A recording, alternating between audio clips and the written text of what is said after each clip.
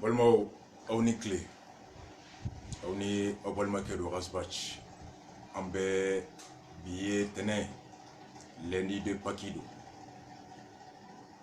ambe doke mauma nobe nabila isaka dinela ko dombaye biye ko selibaye biye ambe be ala clé na ala ku ka seli chaya ala ka hera chaya ala ka sanchamandi awni wuluma ala ka amme ka do ke nyogonye ala ka amme ka ta bo nyogonye en fa chrétien en pas chrétien en balma chrétien ala ka sanchama ira anana ala ka sanchama heredi ama ala ka amme ka ta bo nyogonye be do fenfe kela ulu en faso ani jenye ala ka do a here mine ambe hami fenfen be ula faso ni ulu ni on ani dien kan kisi o toroma ala ka do ani o toroche. Bonne fête de Pâques à tous les chrétiens, particulièrement à tous les catholiques. Bi anye foli mi kamena ski ka kuma ladala boli do kabini coronavirus damnera tene o tene ambena haklina mi anso yeta min kera ana famiyali mi fitini ala yan garjige ola bana imbe ka kele chuga mina anka ufo ni fili mi onyo ye no kera fili ye fili mi ni o klara nyemgo fe nyemgo jena o fili koro ko kla jona wala sa ka sira nyumonta kambe garjige bana kele ko nyumana anta kunte kan sigi ka do ke ko ala ka chien ni so jalen ka bo ka yele dusukasi kono ka fo kontu nyafo ntumba do abeta karsa be dese o te faso jola e faso jola e ala yakli di amanganto bila kanto kodola sini obe wolo muna akobe se ka wolo muna tabulo mimbe mbi na be wolo here la sini depuis bi ko tabulo fo ko lakana a kebagaw ka do jigi koro ou encourager ou continuer au fait ka do fara o kan wala sa heremi nan jigi be o ka chaya ka laje bi ou be mirimina fere min bubulu tabulo min be ni onga yeta la bi o te wolo here la sini ka konku hakilla jigi ka kule u ko me o tabulo jugu imbla ka sira nyumonta kan kisi o tabulo jugu korolomo. Une société civile, une force vive, qu'elle soit individuelle ou collective, n'a de raison d'existence et d'importance que par sa capacité à anticiper sur les conséquences des problèmes, sur les conséquences des politiques en vigueur. Lorsqu'il estime que politique Mimbek a appliqué de nature à produire des résultats positifs, il se doit de l'identifier, de le promouvoir, de l'entretenir et d'encourager les acteurs de cette bonne politique-là en vue de protéger et de garantir le résultat. Naya Donko, la politique en vigueur n'est pas de nature à atteindre les objectifs. Il se doit de tirer sur la sonnette d'alarme, de crier, de rappeler les responsables à changer de cap aux conséquences du chemin qu'ils ont en train d'emprunter afin que Ouka Yelema. C'est pourquoi on dit que la société civile est une force dont l'objectif est d'influer sur les politiques publiques. Faso jo kulu ni munu te fanga nyinina ulu joro faso kono oye kase ka wuli ka kuma kase ku chesiri mara kechugo o kase ka yelema ka ke utabolo fanfe anu bolo munkai o niya meibe kuma ko yelema ka ke ya damina adamina la ngani jo akele ka ba ni bora ka ba. Ça c'est le médecin après la mort o koni kumana nga tseka foye ni ji bona ka ba tseka che depuis ji chairola depuis ji milita orola depuis ji borola abochugo ji sugu mi menata abna take munye kabuno wugati de la niye koyebe kuma e yanuka jinta uka no jita ni bolo jima uka ji kurata ubeka abochugo mi no chugo ya mai ko chugo ya blaka chugo ya woreta wala sa jimi nante ta ko ake jisani mai ngani ewuye ka jibo ebolo jimi nogole ubeka bo chugo mi ulu ere sani ya lente e dade aka n'u ye o ji bɔ o mana taa kɛ bana min ye ne sɔrɔla ka bɔ n tun b'a dɔn u dɛsɛra ka ji d'a ma u y'an faga tan ayi ala ko an ka ɲɔgɔn na sɔn hakili ɲuman na o de ye société civile bi an bɛna kuma fɛn saba kan coronavirus a bɛ ka kɛlɛ cogoya min na ni ministre de la santé Michel Sidibé bɔra a ka ca kalo kelen ye kabini bana in ma ye a ko olu ma OMS makɔnɔ depuis olu ye bana in kibaruya mɛn janvier ni Chine bɔra k'i jɔ diɲɛ kɔnɔ ka jɔ a la ko bana in bɛ olu ka dugu kɔnɔ k'a banakisɛ tɔgɔ de ye nin ye a bɛ yɛlɛma ta a bɛ sɔrɔ ta n'o tɛ bana in bɛ Chine depuis novembre Chinois ka ɲɛmɔgɔ u tun ma bɔ ka jɔ a la diɲɛ kɔnɔ kuma bɛ ka kibaruya di maaw ma bana in kan. Officiellement, les autorités chinoises ont reconnu en janvier l'existence d'un virus. Avec yɛlɛma cogo min. C'est à partir de ce moment que OMS da donna la diɲɛ commencera k'i ɲɛsin bana in ma. Michel ko depo wagati depuis a ma bɔ Chine kɔnɔ olu ye miiri daminɛ yan ka bisigi k'a bɛ se ka se yan yan'a ka se yan kibaruya min donna bana in kan o kibaruya bɛ se ka Mali dɛmɛ ka mun miiri de ta ka mun kulu sigi ka mun fɛɛrɛ labɛn ka donni bali n'a ma ɲa donni kɔ a bɛ kɛlɛ cogo di ka Maliyɛnw lakana n'a ko ma ko plan d'urgence de réaction k'olu ma OMS makɔnɔ wa Mali ma da kelen ma ko Mali ye CEDEAO activé ka UEMOA fana activé u ka plan sous-régional bila en place nka yan'olu ko daminɛ an ka faso kulu y'a daminɛ kulu ka jate nana bɔ miliyari 5 kan mun u y'o ɲini k'o labɛn ko Mali labɛnnen don Michel ye nin fɔ bana in donnen tuma min na a Traoré ka ye nin fɔ ko nka u bɛ nin baara la mɛnna jamana donda 15 dugumala fɛ k'u ye fɛɛrɛ minnu tigɛ ani sanfɛ donnaw aéroport u ye fɛɛrɛ minnu tigɛ bi an ma bi chiffre mɛn fɔlɔ ala kana an tulo don chiffre la bi kunun an tun bɛ maa 116 bana ye maa minnu sɔrɔ maa 5 ni kɔ ni tora a la maa 27 olu kɛnɛyara bana minnu bɛ furakɛli bolo k'ala ka nɔgɔya k'u ye minnu fatura ala k'u dayɔrɔ sumaya a ma minnu sɔrɔ ala ka bɛɛ lakana bana in kɛlɛya kibaruya duman tɛ n da bi tuguni k'a fɔ aw ye dɔgɔkun in kɔnɔ an ka ɲinini taara bɔ mun kan ambulance ko gɛlɛya fini ko gɛlɛya masque ko gɛlɛya gel ko gɛlɛya bana in yɛrɛ kɛcogo Mali kɔnɔ bi balimaw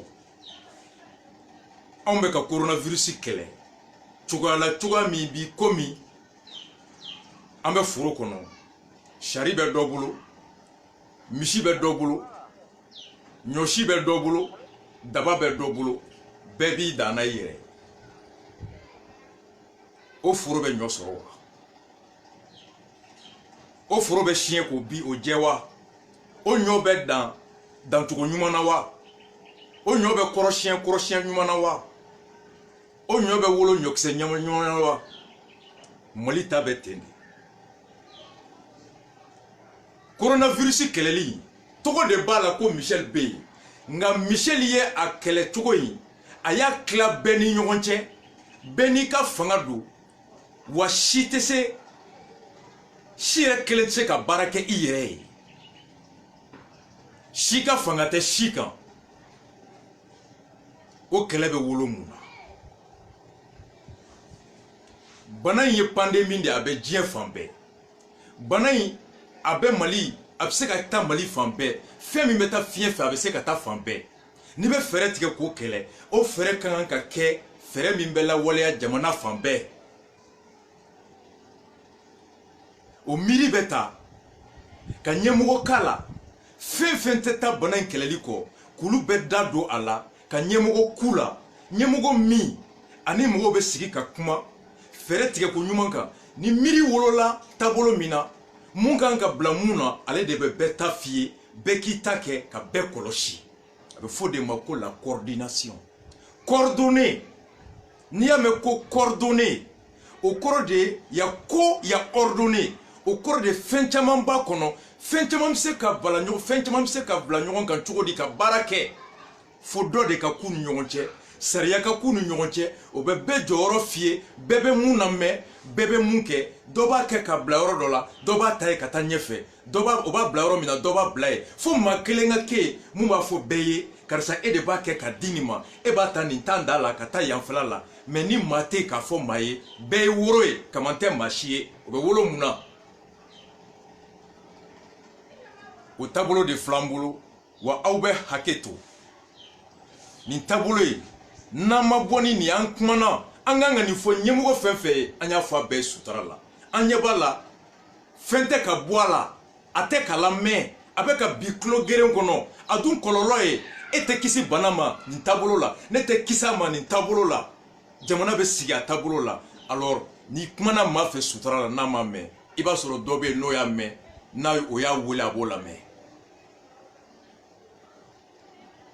bana in bɛ yɔrɔ o yɔrɔ bɛɛ ka kɔlɔsili kɛ aw minnu bɛ k'an lajɛ États-Unis jamana 50 ni kɔ maa 1,300,000 ni kɔ anw ye jamana kelen maa 10,8 ou bien maa 20,000,000 mɔgɔ 1,300,000 o lakanali ka gɛlɛn wa o lakanali ka nɔgɔn ni maa 20,000,000 ye de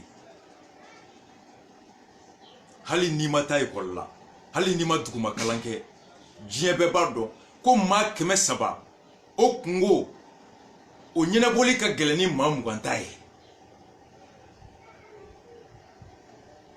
États-Unis fédéralisme de bɛ yen dɛ i b'a mɛn État de New York État de Washington État de Philadelphie anw ta ye jamana kelen jamana 52 olu sera yɔrɔ min na ka jɛ diɲɛ don o don coronavirus kɛlɛli États-Unis kɔnɔ a plan national Donald Trump de b'a diriger Maison Blanche depuis la Maison Blanche diɲɛ don o don Donald Trump bɛ bɔ bana in ye maa kɛ min sɔrɔ États-Unis maa kɛ min ni tora la jamana ye cɛsiri min kɛ a tɔ ye mun ye gɛlɛya tɔ ye tile joli ye a bɛ bɔ don o don ka point kɛ américains ye il est le chef de la lutte contre le coronavirus sur toute l'étendue du territoire avec l'obligation quotidienne ka bɔ ka tiɲɛ fɔ américains ye ale duguma État bɛɛ kelen-kelenna gouverneur don o don New York État Washington Los Angeles partout a bɛɛ gouverneur bɛ bɔ i ka État kɔnɔ maa hakɛ min ye bana in sɔrɔ ye maa hakɛ min ni tora la mina hakɛ min b'u jɛ mina hakɛ min kan ka ɲini gɛlɛya tɔ ye tile joli ye o bɛɛ fana b'o fɔ a ka État ye diɲɛ don o don ministre tɛ dɛ ministère de santé tɛ bɔ don o don dɛ c'est le président des États-Unis qui sort ministère de santé tɛ bɔ Washington New York dɛ c'est le gouverneur de l'État de New York qui sort qui coordonne coronavirus kɛlɛli la New York kɔnɔ gouverneur de bɛ k'a gérer ale de bɛ bɔ k'a ɲɛfɔ a ka ministre de santé tɛ dɛ secrétaire d'État à la santé tɛ dɛ Donald Trump de bɛ bɔ a kɛlɛ in a ɲɛmɔgɔ b'ale de bolo a ka secrétaire d'État à la santé tɛ dɛ Faransi kɔnɔ comité scientifique min b'a gérer directement rattaché au président Macron don o don bɛ point kɛ hali bi tɛnɛ Macron bɛ bɔ bi n'a ka premier ministre ma bɔ don o don kibaruya Macron premier ministre ani le directeur national de la santé u bɛ kibaruya bɛɛ labɛn u bɛ bɔ ka na bɛɛ expliquer bɛɛ directeur national de la santé publique française Chine a daminɛra yɔrɔ min Chine président o de fɔlɔ bɔra k'i jɔ a kɔrɔ wa ale de y'a comme a kɛlɛ in a miiri a lawaleya cogo ka commandement a coordination ordre bɛ na cogo min k'a bɛɛ gérer ka jigin f'a yɛrɛ ka déplacer ka taa Wuhan ka taa maaw lajɛ c'est les présidents qui sont en tête dans ces grands pays-là du comité de lutte contre le Covid. Oh, Mali kɔnɔ yan tiɲɛ do président de la république nin y'a bɔ ko sabanan ye nka anw ta la bɛnnen bɛ cogo di kibaruya duman de tɛ o yɔrɔ la aw y'a lamɛn Michel Sidibé mun ko n jigila tigɛra Michel la maa min ye ONU SIDA ɲɛmɔgɔya kɛ diɲɛ kɔnɔ diɲɛ jamana bɛ SIDA kɛlɛ k'o coordonner ni e ye mun fɔ o de bɛ appliquer i ka antenne bɛɛ fɛ jamana bɛɛ kɔnɔ o bɛ dɛsɛ Mali kɔnɔ fo ka taa ko kɛ ko min o yɛrɛ bɛ kɛ sababu ye ka coronavirus kɛlɛli o gɛlɛya o ye docteur Akuri Maïga Institut national de la santé publique sous-région bɛɛ ale de kelen reconnulen don bana sugu minnu bɛ wele ko épidémie n'a bɛ na wagati a bɛ cari ale kelen de dɔnnen don sous-région bɛɛ mun bɛ o bana sugu kɛlɛli o ɲɛmɔgɔya la coordinateur la o de y'a to u y'ale ta décret min y'a sigi komi pandémie o ye n'a sera diɲɛ mɛ o bɛ bɔ épidémie na épidémie ni bana bɛ yɔrɔ dɔw la nka n'a taara diɲɛ fan bɛɛ a wele ko pandémie ale mun y'o kalan kɛ o bana sugu kɛlɛli u ye coronavirus kɛlɛli ale kɛ o coordinateur national ye Mali bɛɛ ko coronavirus kɛlɛli a fɛrɛ a kɛcogo ale de bɛ a bɛɛ miiri ale de b'a bɛɛ bila baara la ale de bɛ a bɛɛ kɔlɔsi baara kɛcogo la coordinateur national u y'a ta k'a kɛ o ye nka terrain kan an ye mun de ye n'an ye weleli kɛ n k'u k'a dabila a tɛ bɛn a tɛ bana in kɛlɛli nɔgɔya a fɔra ko coordinateur national B il est le premier responsable de la lutte contre le coronavirus au niveau national mais fɛn fɛn tɔgɔ ko bana tɛ kɛlɛ mina min kɔ masque gants gel mobili ambulance carburant fɛn o fɛn ni infirmier mago b'a la mobili bolilaw bɛ fini min don mobili min bɛ kɛ ka taa mɔgɔw ta mina min bɛ kɛ ka taa banabagatɔw prélever minnu bɛ laboratoire kɔnɔ ka banakisɛ sɛgɛsɛgɛ docteur minnu bɛ kɛ hôpital la ka banabagatɔw bisimila olu ni équipe min bɛ don ka t'u furakɛ fo k'u kɛnɛya ni ala ye mun tanya su bɛ don cogo min fɛrɛ jɔn de kan ka tigɛ k'o fɔ jamanadenw ye u ko matarafa ka an kisa sɔrɔli ma sensibilisation suguya jɔn kan ka kɛ fabaw kɔnɔ cercle kɔnɔ sous-sɛ fɛ commune kɔnɔ o bɛɛ de ɲɛmɔgɔya dira ale ma bana in ko la ɲɛmɔgɔya b'a bolo nka minanko mobiliw ka carburant mun ye fini ye fɔlɔ docteurw ka fini gel laboratoire ka mɔgɔw gants minɛn o minɛn ni o bɛ don bana in kɛlɛli la fura taabolo la o minɛn bɛɛ dilen bɛ direction de la pharmacie et direction nationale de la pharmacie ma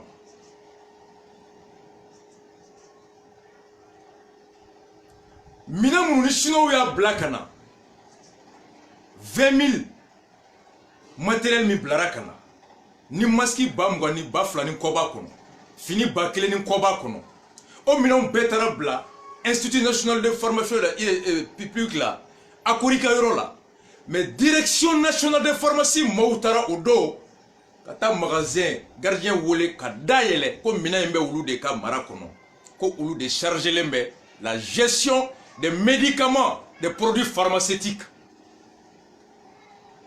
ka minɛn bɛɛ cɛ ka taa n'a ye le coordinateur national de la lutte contre le coronavirus n'a aucun pouvoir de gestion sur les matériaux indispensables tels le gel, les combinaisons, les masques. Aux prérogatives nos fanga talibé qu'on dit Direction nationale des médicaments et des pharmacies ma. Balmo ambetami. Ko karsa de taraka froin seneli a seneli froin seneli nyemuga be karsa bolo. Nga nyoshi o kalfale me do bolo. Daba o kalfale me do bolo. Karsa ka fanga to kan. Foro seneli nyemuga bi bolo. Nga isagote nyoshi la. Isagote shari daba la. Ebe foro sena chukodi. Voici Michel Sidibé, ancien secrétaire exécutif de la lutte contre le sida au niveau mondial,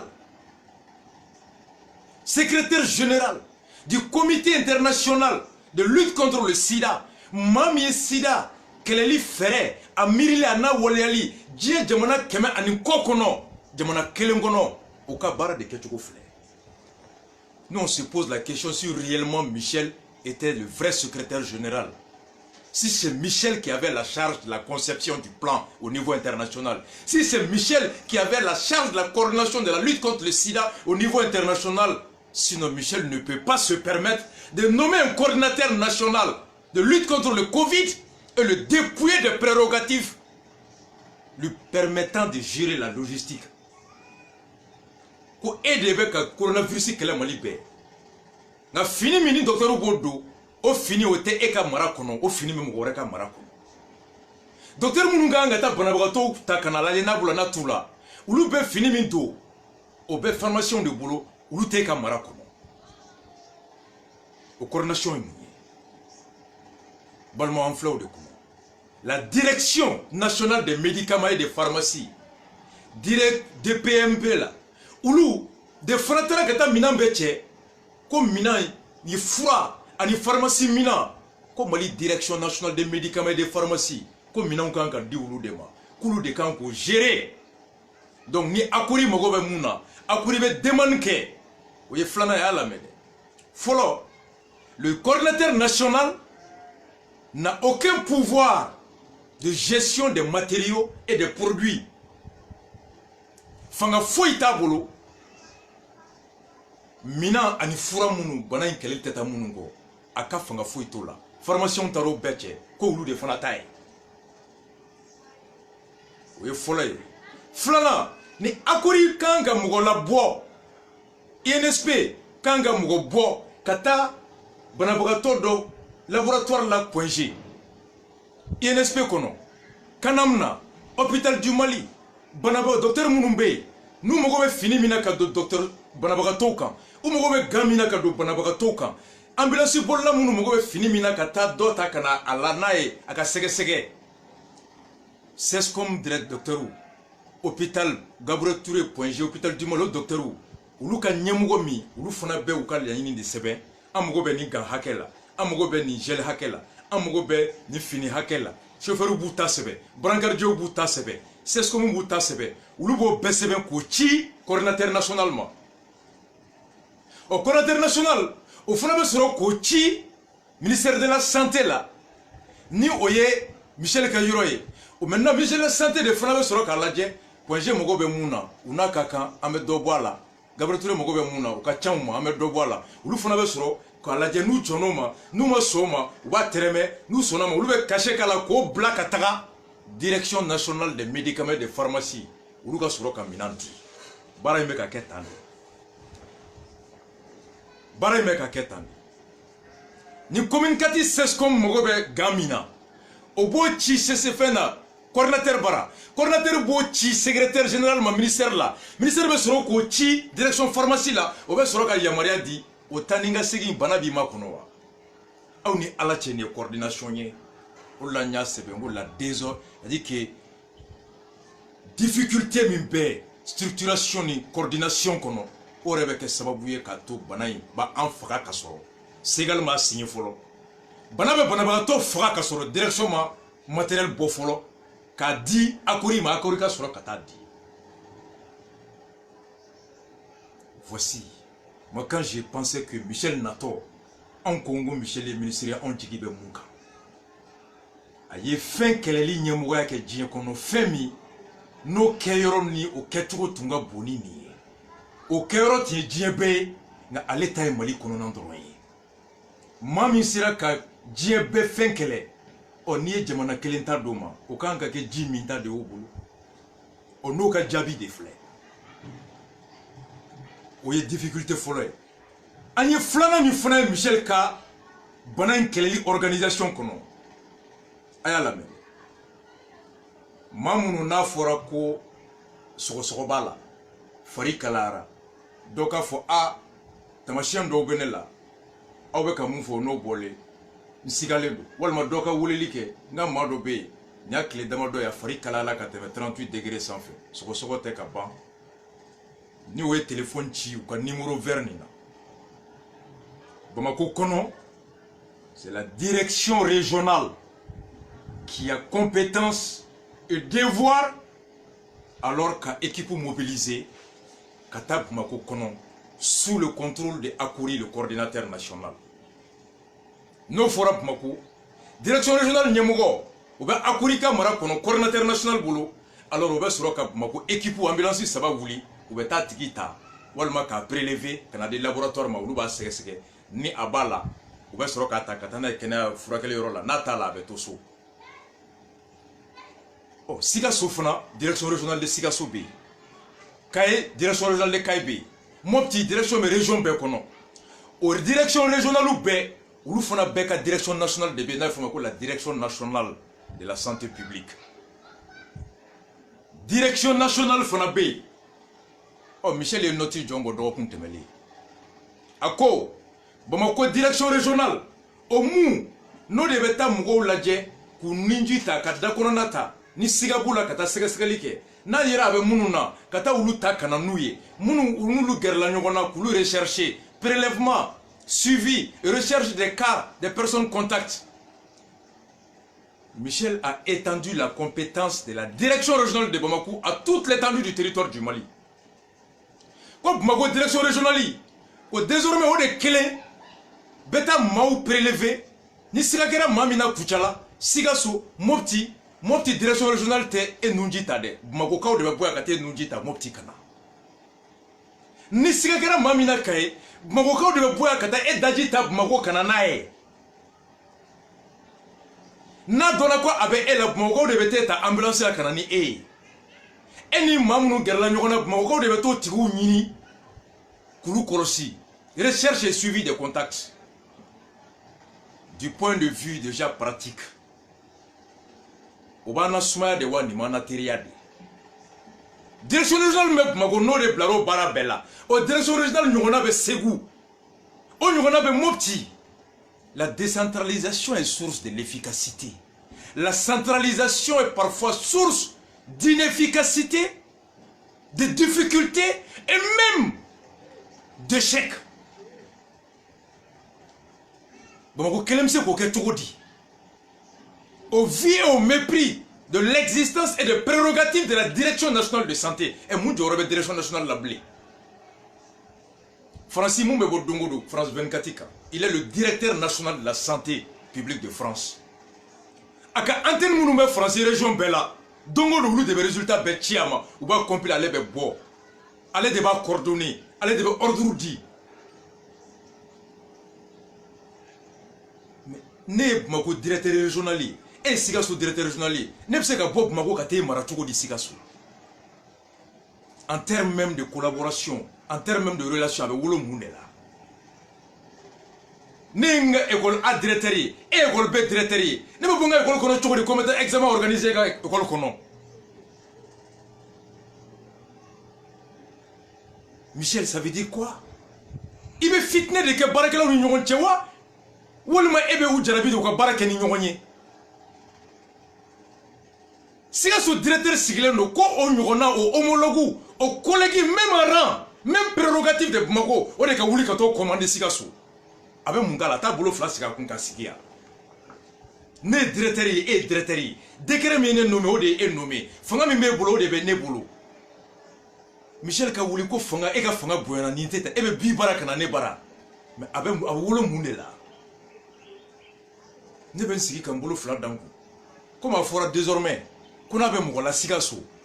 En mes téléphones chip, ma ou de no tigi, Dajita Katana et Mago. Ni me Sigasso, Ningara Maye Mami, Amadjanye, même si Ndaga téléphone Chidorop Mago. A Doba go so bala Kaede. Doba la ko Mura bala Sigasso de. Doba la ko Nimala Mopti de. Alors que Eddie Mobile Melo, Mobile Yon Mene Bolo Mopti. Docteur Mounoumé Bolo, Bamako, oh docteur Yon Mene Bolo, Kaye, direction régionale là. Compétence mais Bamako docteur là. Au compétence nous on a mon petit docteur là. Et pourquoi il veut mon petit docteur Sigilento quand Bamako docteur là Bamako ko kata mon petit docteur ka baraka placer la mon petit. Avec air de sera la tato. Avec air de sera la Siginto. Bara nyonyo konna la be wolo muna baraka la nyonyo che. ni mopti docteur kera mugoye Sikasso docteur ka mugoye uta fo kuna nyana ko Bamako docteur ba to tawa ko Bamako directeur régional ba to nyuma tawa on ta to ta on ni mun kera joro ko ulu tie ku bolo fla do kono quand tu barake ka to nyuma di ekelema. Mais Michel, ça c'est quel type de coordination? On te médecin, on te administrateur. Na mali kono anana e kafo Moussa ka marakera centralisation na o kololo ye jamana bi 23 ans o de ato démocratie nale anana ko il faut décentraliser. Commune ku yere mara domaine do kono. Ka administration décentralisée. Ka fanga bebo ministre bolo. Fanga chamambo ministre bolo ka do di direction régionale ma na betra mo kelengolo a labante wolo foshila de seko mais ni bara clara et dans ekoloshili aka chala fe bebake ni toroba kelengo ka ba beke ateka fuike mais ni dodi denge foloma ka dodi denge flanama ka dodi denge sabanama ka dodi denge naninama ida ku koloshi denge flo itakewa ibe niveau jona denge flana itakewa ibe niveau jona abel laban be jarabike mun kalfaru la da kana to ula et daye ka coordonner mun kanga ke bo ordre di bema ordonner u kanga barake chogodi e kata nyoshi nyini kana nae ni nana e kata kumbe yanfe et tu coordonnes leur activité afin qu'ils se complètent et non qu'ils se marchent sur les uns sur les pieds les autres. C'est ça la coordination. Le bon fonctionnement. Créer un cadre qui fait en sorte que chacun puisse contribuer à renforcer l'autre. Mais est-ce que nous sommes là, améliorons Fagade ou améliorons renforcer? Moi, quand j'ai vu ça, j'ai dit comment Michel a pu faire ça. Donc, ma direction nationale, Mimbe Anno, aussi Kouye Moundi. Mounoumé Baralaye, Loubel Kassara Moundé la blé Michel. Direction nationale de la santé, même Malila. Non, les Kanka, direction régionale B coordonnée. Normalement, direction régionale Bekanka, Sikasso Kaukanka à la Djebi, ou Mogobe Finisugu Julila, Maski Juli, gel Juli, testi Juli, prélèvement Juli, laboratoire Juli, centre de prise en charge Juli. Tous les directeurs régionaux doivent faire leur état de besoin. Kochik à la direction nationale là. Direction nationale devait se rendre à Djemona Beka besoin d'abord. Sikasso a besoin flé, Segou a besoin flé. Kaïka besoin flé, Gaoka besoin flé, Kidal ka besoin flé, Tomboutou ka besoin flé, Kounoukoro ka besoin flé, Mago ta flé, Nia be Franyonka, Mali be Mogo be ni Moski Hakela, Mali be Mogo be ni gel Hakela, Mali be Mogo be ni teni Hakela, Mali be Mogo be ni infirmier Hakela, Mali be Mogo be ni laboratoire Hakela, Mali be Mogo be ni centre Hakela. C'est la direction nationale qui doit, à travers les directions régionales, avoir un état global de besoins en équipement, en matériel, en produits. Et direction nationale du ministère de la Santé, moi. Et c'est sur la base de ça que le ministère de la Santé plaide auprès du gouvernement qu'à moyen on a beau qu'à nous réunir, avec fonctionner télédien. Gouverneur bébé Ika Dougou, État a besoin d'abord. New York, où mon gouvernement exploitateur Djoula, infirmier Djouli, Californie, Washington, Philadelphie, Colorado, Denver, Chicago, bébé qui a besoin de faire Dongodo. Bonne ma jolie mais les États-Unis kono. Ma jolie Tanyana, Jamona bébé chi blakana, Ika donné bla. Aïe ni moi qui m'envoie État kono, ni moi ake Sarah, ni mina ake de Banje. Donald Trump est bonné au chiffre global à l'échelle des États-Unis. Francis directeur national de Bodongodo, ko Francis kono, amogo ni masiake la, ni masiake ben nale, ni respect li ake de libérer là, ni li ake de occuper l'endo, abo soro chugodi. C'est les différentes régions, directions des régions, et directions de santé régionales, où de beaucoup besoin blanc, ils font la compilation, ou soro ka glande. Au directeur régional, il faut pas que chugodi. Ni siga so kono, siga so directeur régional, hôpital mime Kuchala, hôpital mime na ke Zegwa, hôpital mime na ke siga so cercle B. Hôpital B, à Sescom B, directeur B, Dongodo, le directeur régional de la région de Sikasso.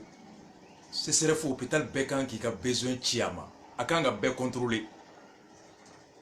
Kaye, directeur régional, Djema, Nyoron, Sadjola, Kita, au cercle B, hôpital FNFB, Sescom FNFB, dongo do kan ka don mun minan b'u bolo min minan b'u jɛ bana in ye mɔgɔ joli sɔrɔ a ma joli sɔrɔ testi b'u bolo wa testi t'u bolo wa ale kan ka région cercle a commune bɛɛ ka besoin fara ɲɔgɔn kan k'o ci kana direction nationale la direction nationale bɛ jamana bɛɛ ta fara ɲɔgɔn kan wula fɛ ka t'o di ministère la et ministère b'o di o su kelen bɛ premier ministre ma a fɔ de ma ko baara bɛ kɛ tan c'est bien coordonné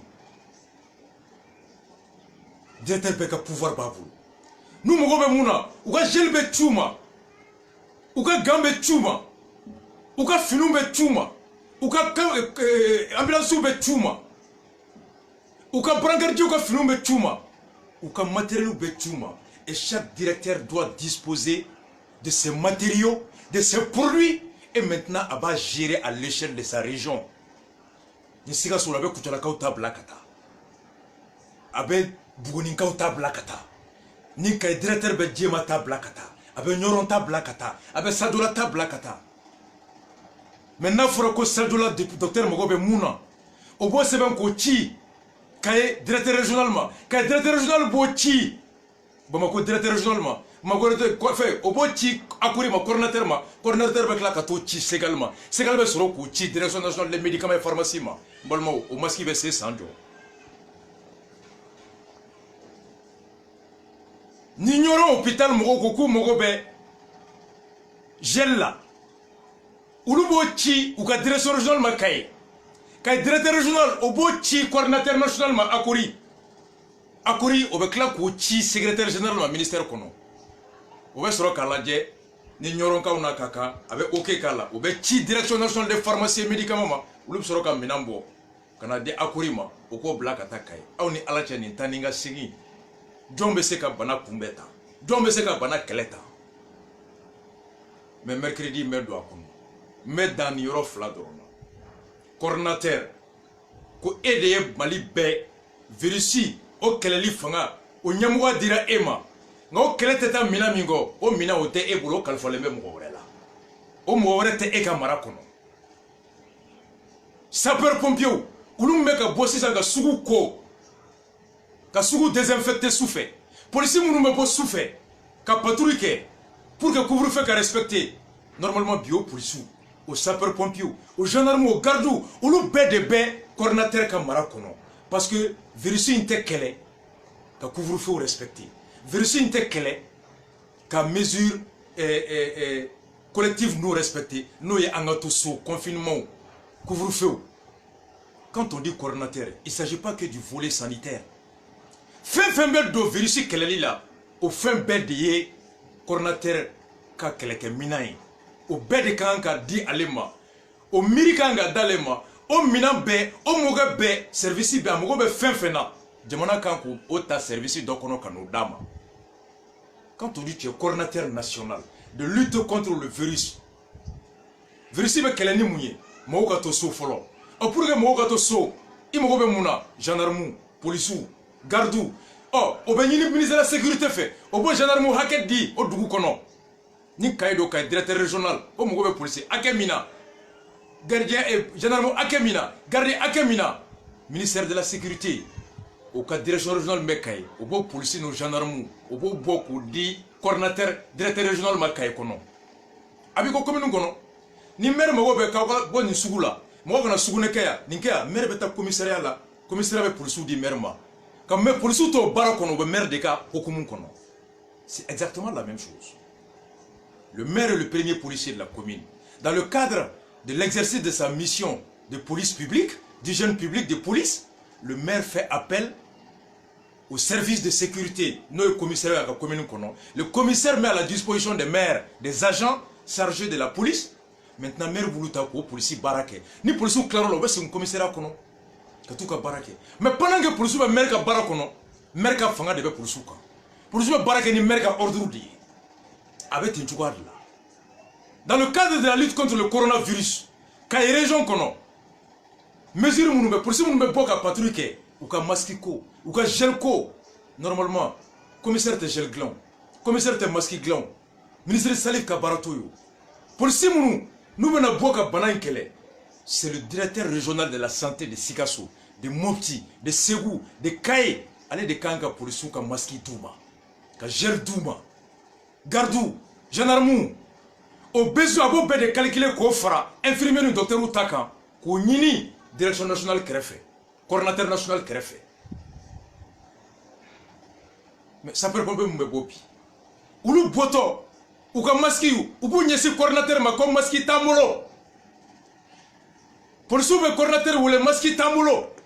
O coordinateur bo de nombreux maskita ka lettre seben ko ci ministère de la santé là au fond avec sur ko black à ta direction des médicaments et des pharmacies. Voici les circuits balmao ala kan anyuma bolina makan baflana o te jenya ko sobe anya me ko banai ayera adi nyangado commune des députés jo walaki ala kan no yake ayera député wore fana wala assemblée kono to fora nyenga ma sege sege folo mu yere ka publier folo o kama ambe to kofe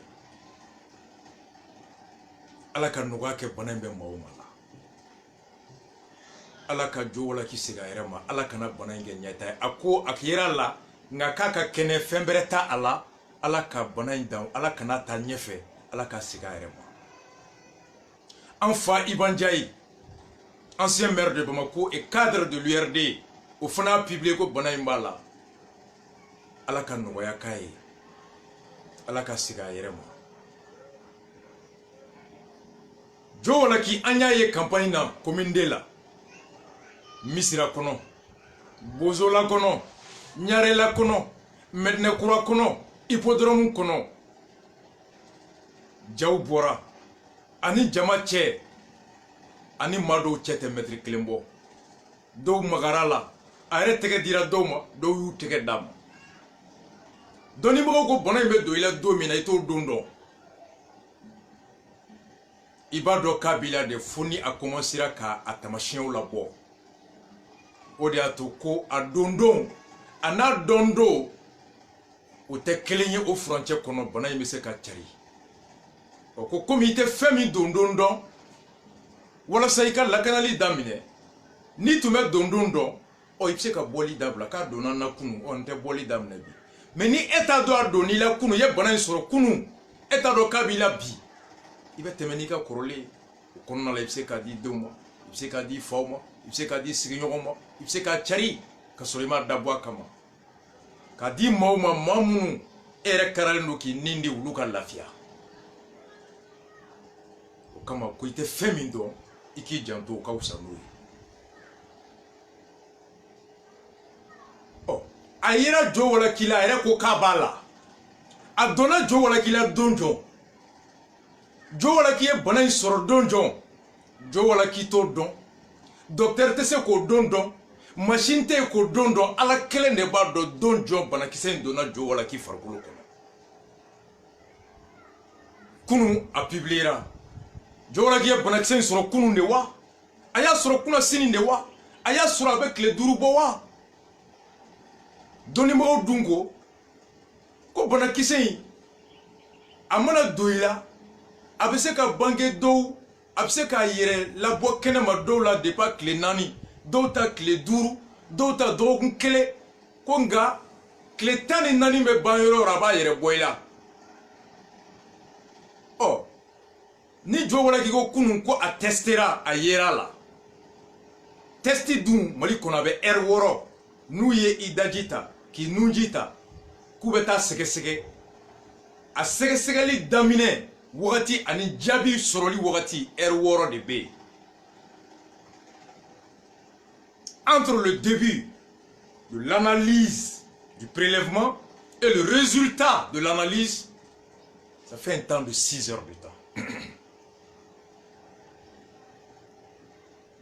Odato do tabe tabi mais faut sini soma da be do kabula ou se kan y prélever 7 heures na e ka daji sega li be dam ne faut 20 heures ou be ta ban faut 2 heures du matin o jo wala ki ala kan kisi anga bisiki ko kunune ayera jo wala ki ya jabi bora kabala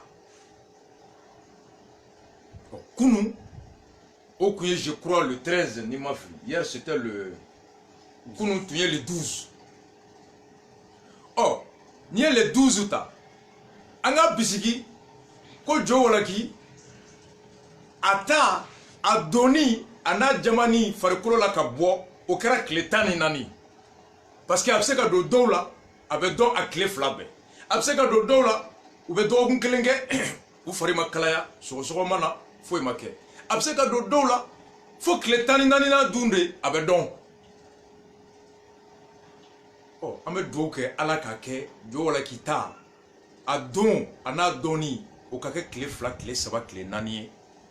Oui, qui va redemander, parce que Oba ira kafo ko adona la campagne qu'on fait. Premier tour campagne qu'on fait. Na ala kan kisi, no ya soro Jowolaki farkolo suguye, ko bana indoni, anana don fo kletani nani nandi la. Okoro ni kletani nani nani jatili damina kunuga segun kofe, okoro ko premier tour ya soro kabe Jowolaki la. Parce que ni le 29 mars, le 30, 31, 1er, le 2, le 3, le 4, le 5, le 6, le 7, le 8, le 9, le 10, le 11. Au cours de la signé Jowolaki à 14e jour. On no kera élection de Jowolaki ni John Joy Nyoni. Ani John Gerla Nyogona. Ani Joy a tege di Nyogoma. Ani John ma maîtrise clé, ma maîtrise clé mbo. Ni bɛɛ de kan ka prévoir k'a lajɛ a bisiki k'a bɛ se ka kɛ Jowolaki y'a sɔrɔ don min a n'a dɔnna don min na o bɛ tile 14 bɔ n'o kɛra o tile 14 o tile 14 tile fɔlɔ daminɛra don jɔn o don tun ye don sugu jɔn ye campagne kɔnɔ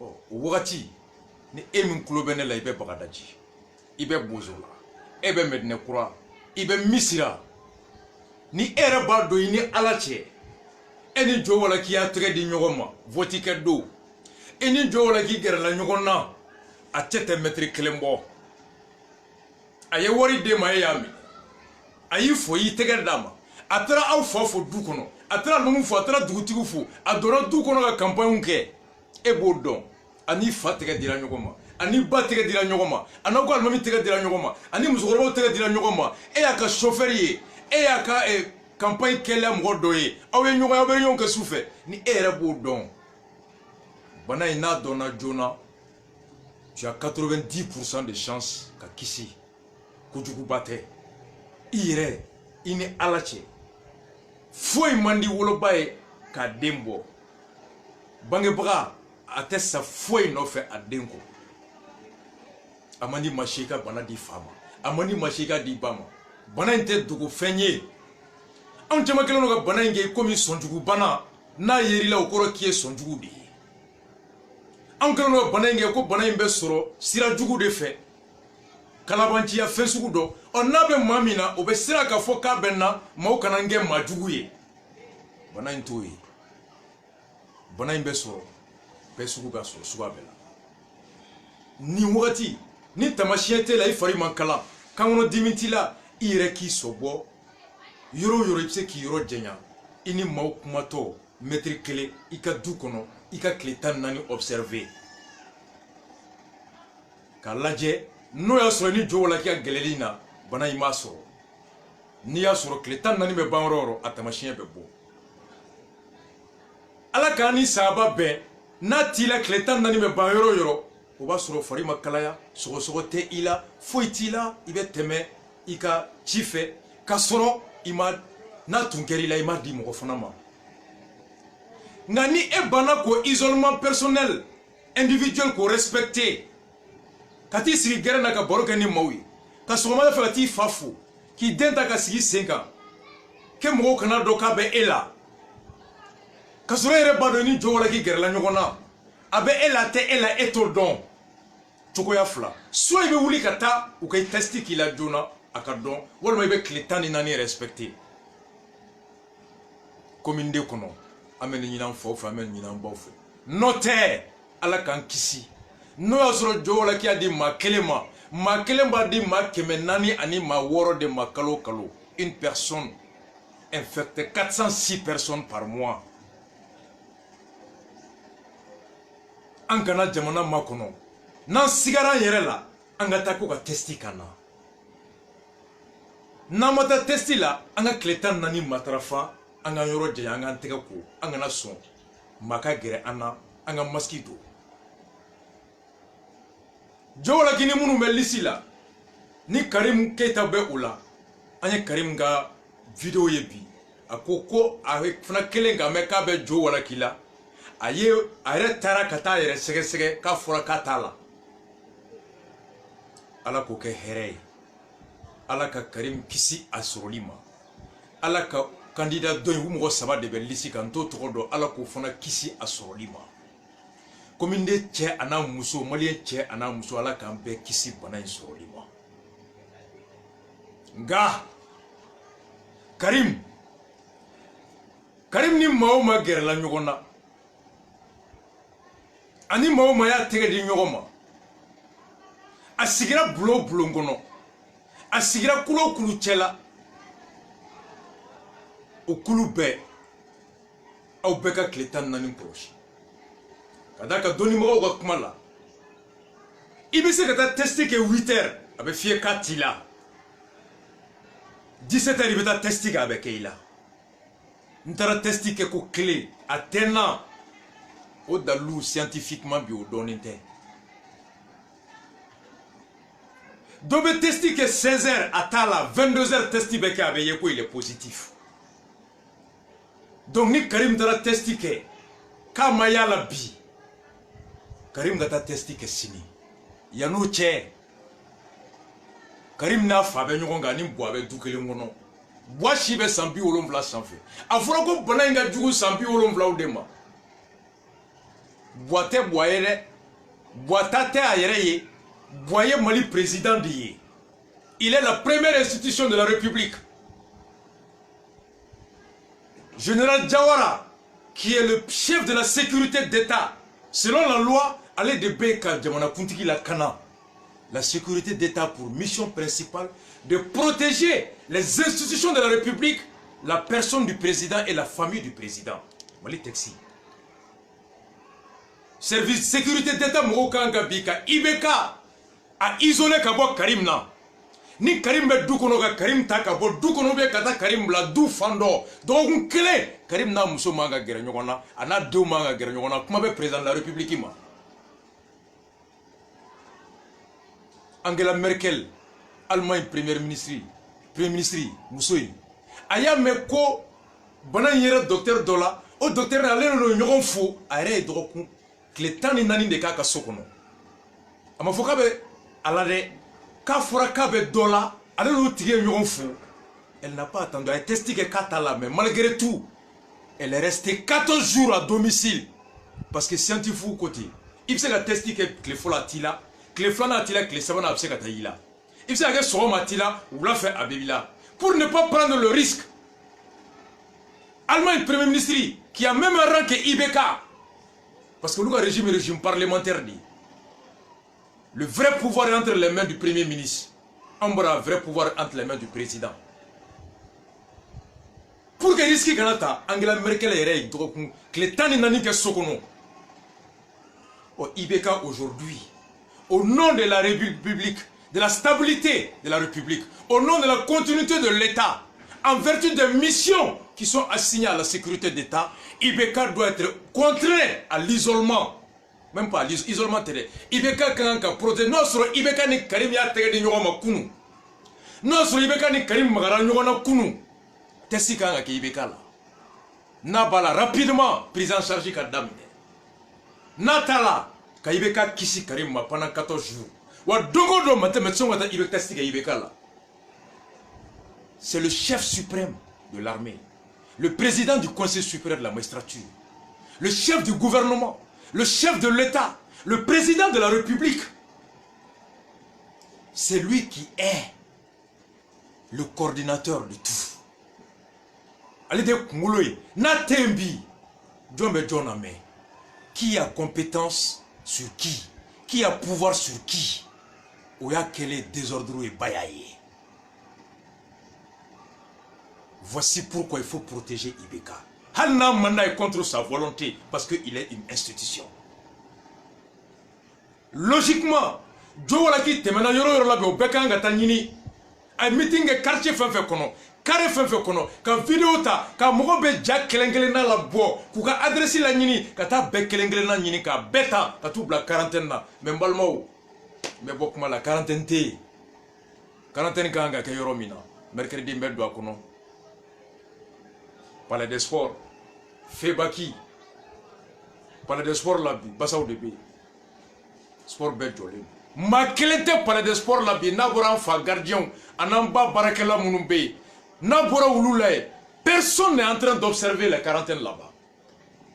Or, il y a une semaine à Fora comme Roba Kele, Ani Mamga, Ani Dourou, Ko Ulubeka Koloshi. Ulubeka Koloshi mi, Abeba Kadoukono. Faut être Febaki là. Machité. Mouna, parce que coordinateur Koka Mogobe Yoro Mouna.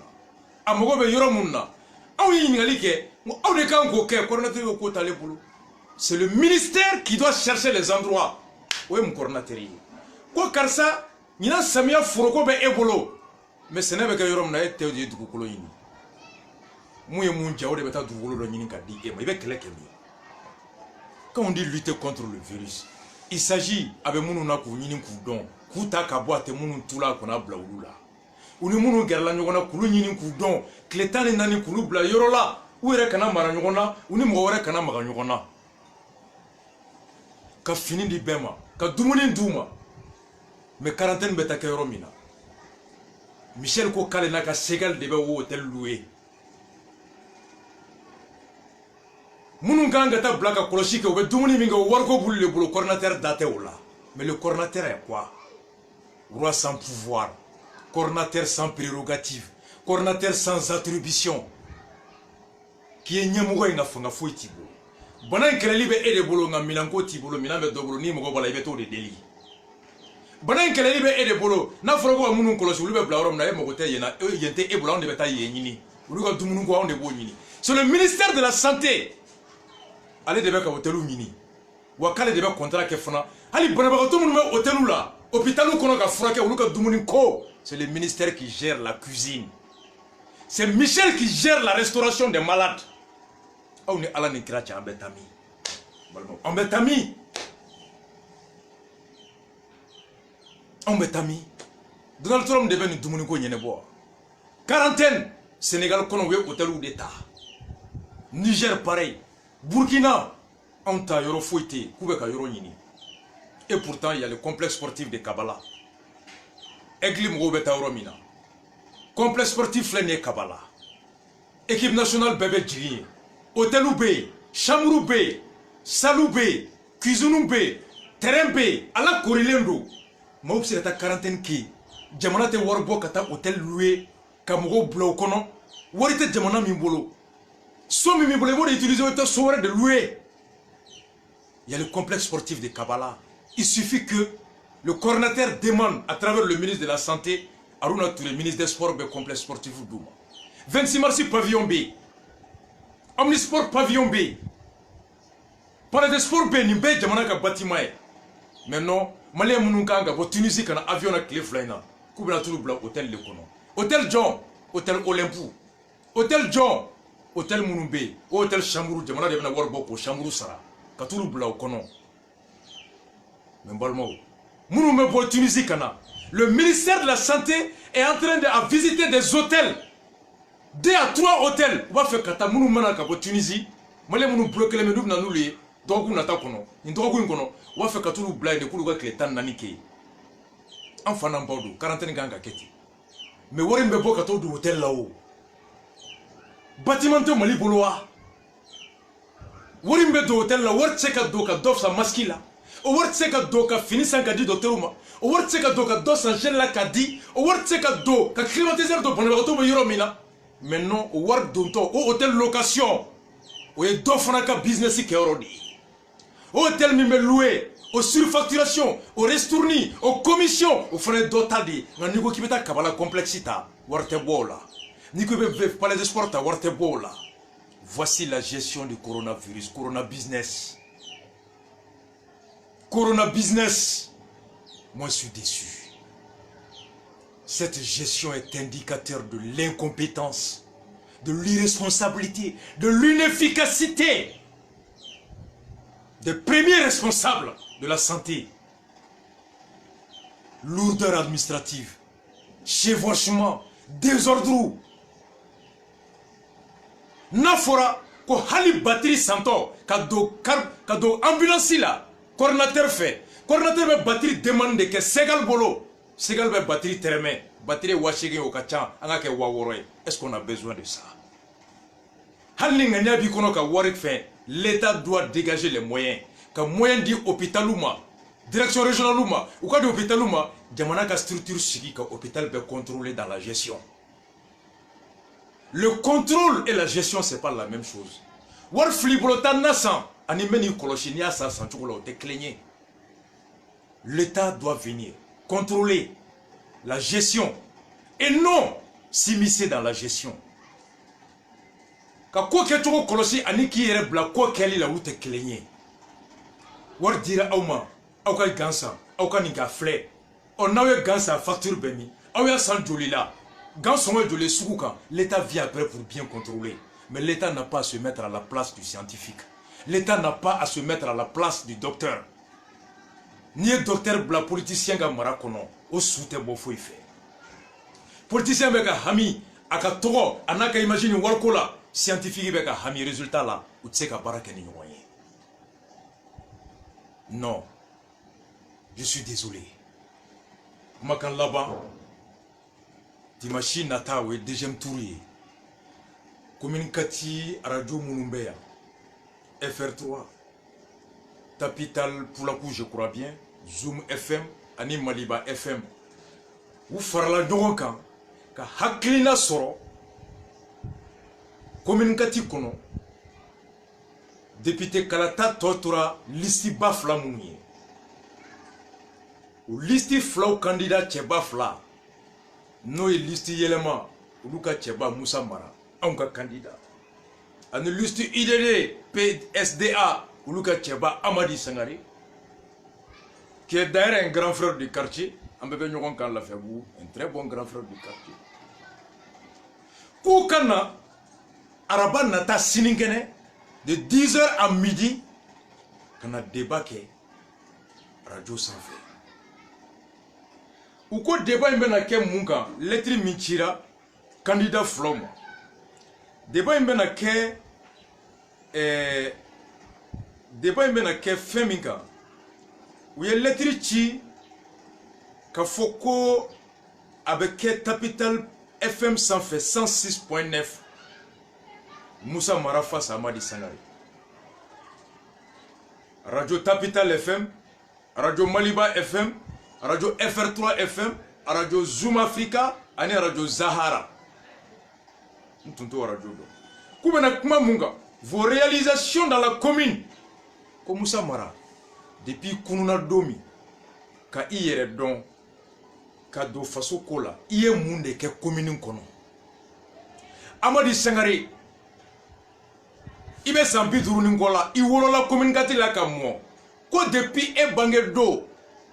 Ika boy yere kalama ka faso mara cogo don fo bi e mun ne ka communicati kono no here be ye o kasa be me o be lakali hali sini mawbo kono les motivations comme mun ne aw bla aw ka tege bo commune ka cideya no fe ka ke wasade bulumba ko projet de société les engagements mun ne yeta be aw labi commune geleya kan mun fere be aw kono commune Nyetaka, vos capacités, aw jigi munde mun doniya bawla, doniya sugu jombe awla, aw horanya jombe awla nambe se kan jigi daw kan, ko fere mbawbulo kaw be se kake, compétence expérience, aw ye mun kalanke, mun doniya bawla, aw de la ka mun barake faso kola, yoro jon, no doniya ba to bi, na ukera commune chide, aw se ko doniya ka commune natanye. Pour satisfaire la population à l'hémicycle. Ou une question de la baie, quand il y a Amadima, quand il y a Moussama. On veut communiquer à radio fou. Nema fonga ma délicat au niveau des élections législatives ko débat ka kɛ entre les candidats a bɛ se ka kɛra i t'a bɛɛ mɛn i t'a bɛɛ dɔn nka n ka débat ye hali candidat cɛ président ko la yan n'a bɔra Alpha premier depuis 92 Mari Baturu ni Muntaga je crois o kɔfɛ ne ma candidat sigilen ye mais an ye candidat ka cidenw de ye ka débat kɛ 2012 ne yɛrɛ ni Togola tile don an y'o animé goudronba sanfɛ mais député ta la ka candidat wele u kana kuma u ka commune kɔnɔdenw ye ni hakilina ɲuman ye anw bɛ ni radio 5 in bɛɛ fo ka Musa Mara fo déjà ka Hamadi Sangare fo an b'u ka jaabi mɛn dɛ nka an b'a bisigi k'olu yɛrɛ nisɔndiyalen don ka tɛmɛ anw kan wa k'olu yɛrɛ kɔrɔtɛlen don arabadenw ka se ka d'a kan k'i delila ka mun kɛ commune kɔnɔ i delila ka mun de kɛ n'o bɛ ye n'o bɛ mɛn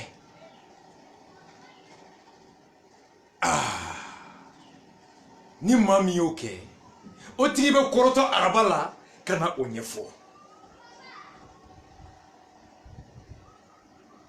ko i ka yeta ye mun de ye commune gɛlɛya kan ni jamana gɛlɛya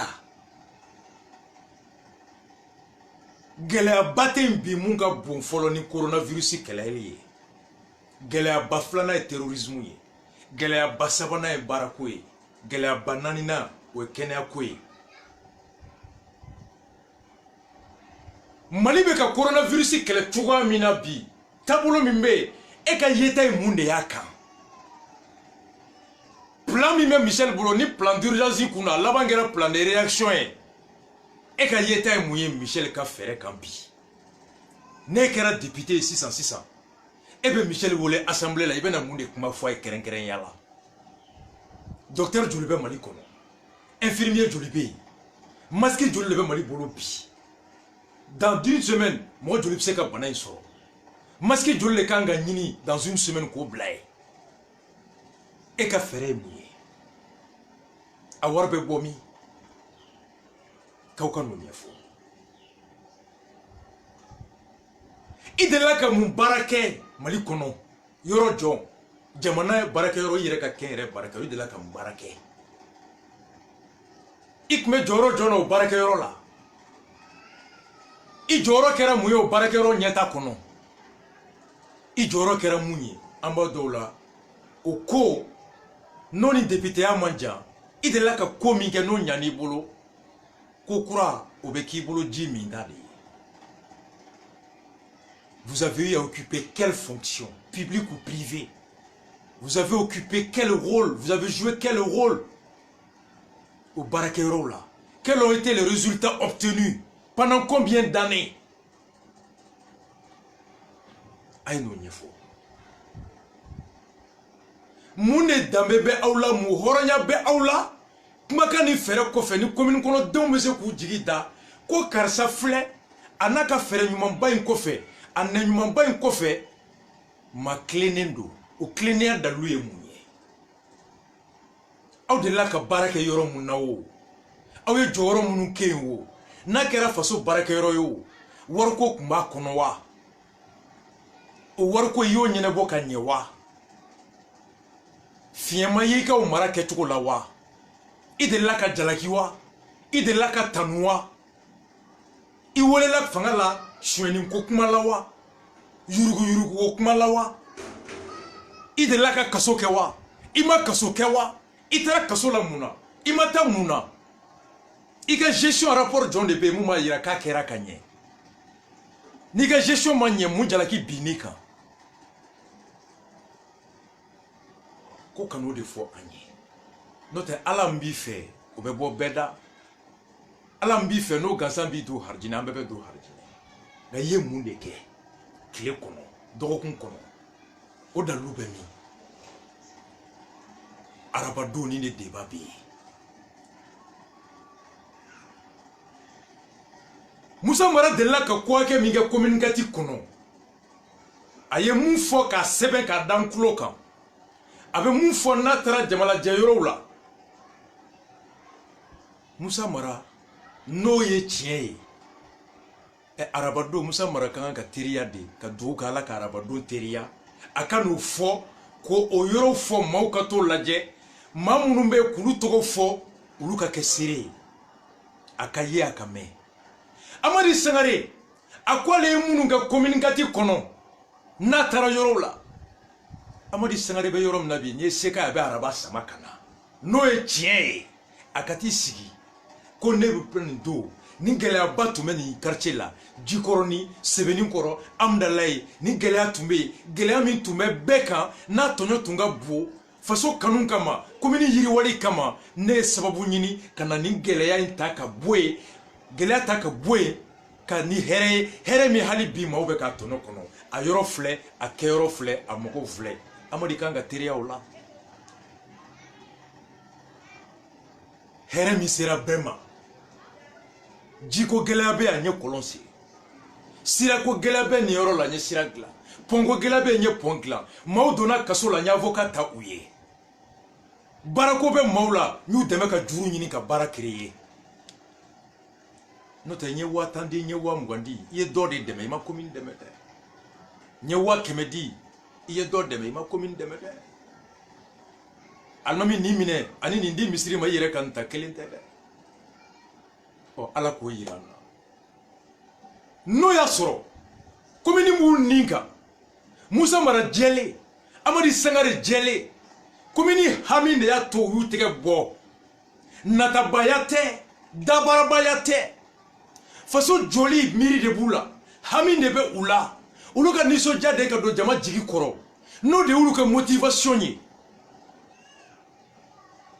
o kɔrɔ ko olu i bɛ hami den min na a ka gɛlɛya hali ni lakunna sɔgɔmada i b'a dɔn denfa ɲuman bɛɛ b'a dɔn a den bɛ moyen min sɔrɔ denfa ɲuman bɛɛ b'a dɔn a den bɛ gɛlɛya min kɔnɔ denba dutigi ɲuman bɛɛ b'a dɔn n'a ka denba ye dumuni kɛ bi n'u m'a kɛ donc maa o maa ne ko ko commune hami b'i la n'ale ne lakunna fajiri papier t'i ɲɛkɔrɔ e kan ka communiqué gɛlɛya bɛɛ fɔ ten parce que o de hami y'a to i tɛgɛ bɔ n'o ye tiɲɛ ye e ye ko min kɛ o ye tiɲɛ ye fɛrɛ min bɛ e kɔnɔ e dalen b'o fɛrɛ hɛrɛ la o fɛrɛ ɲumanya la i delila i ye kilennenya min kɛ i ye tɔgɔ ɲuman min sɔrɔ yen i ma deli ka minɛ yuruguyurugu la i ma deli ka kaso kɛ kojugu la bi ma k'i kan n'o y'a sɔrɔ o ye tiɲɛ ye Musa Mara ni Hamadi bɛɛ kan ka perese araba ka se ka taa arajo ninnu kan ka t'o la fɔ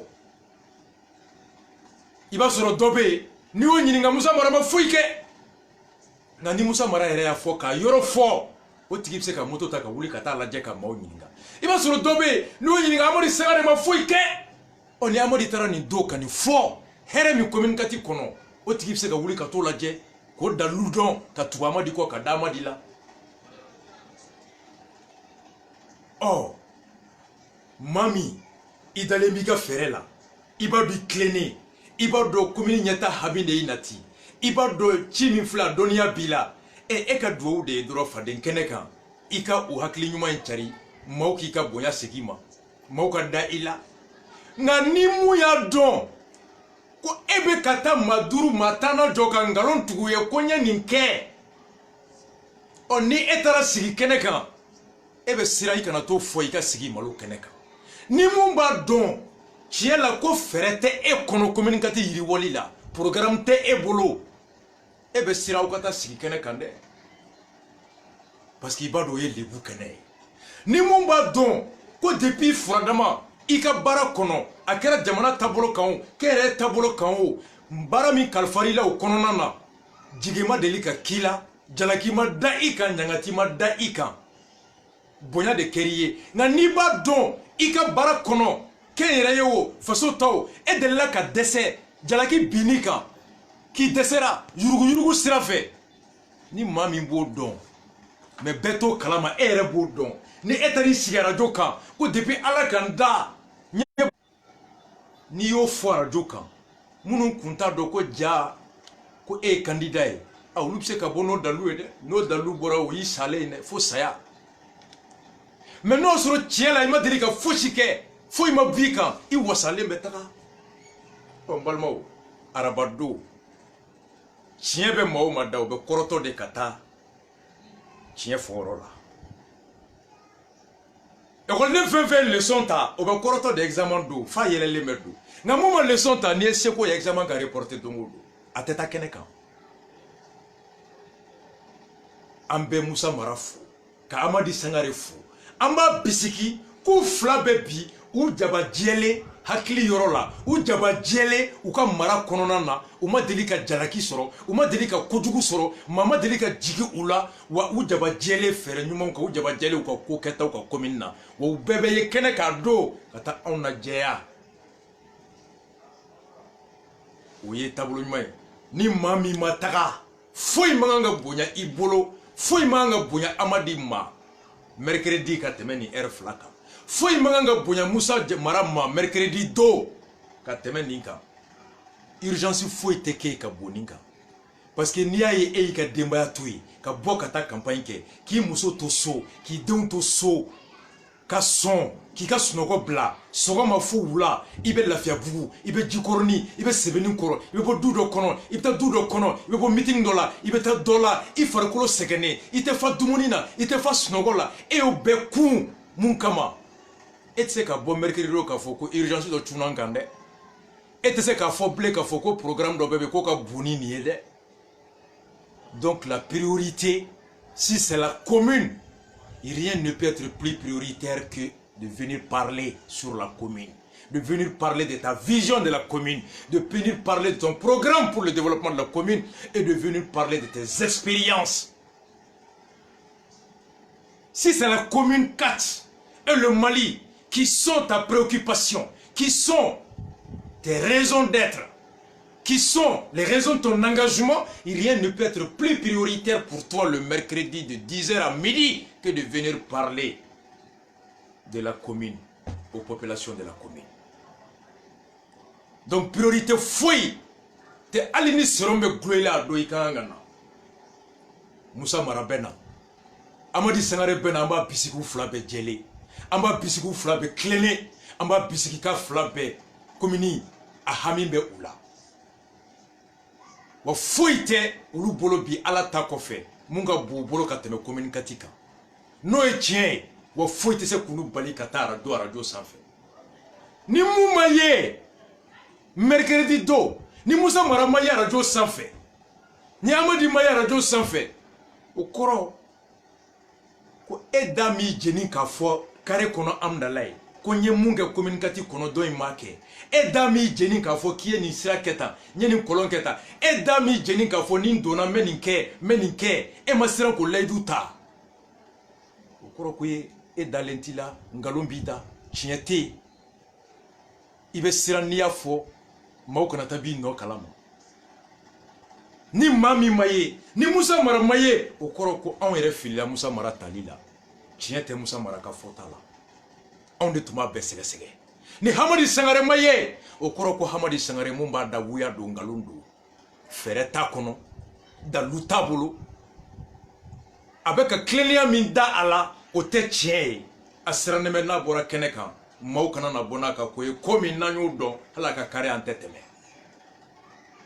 o kɔrɔ de ni Musa Mara ma taa Musa Mara sirannen don ka taa ti sigi yɔrɔ la fɛn min ka taa fɛn bɔ ye mun bɛ se ka to maaw bɛ bɔ ka na fɛn da fɛn yira mun b'a to hali Musa Mara n'a y'a ye hali an tɛ pɔri fɔ ka sɛmɛ a la mercredi 10h midi Tapital pour la coup je crois Tapital FM 106.9 ou Koko débat Bekoka synchronisé avec la radio Maliba FM, FR3, Zoom Africa, Zaira, mercredi 10h à 12h le 15 avril. Sininkene Alaka Oira Anna. Au mercredi 15 sous, on est Musa Mara sur le grand dossier. One love à vous tous. Alaka mercredi 10h.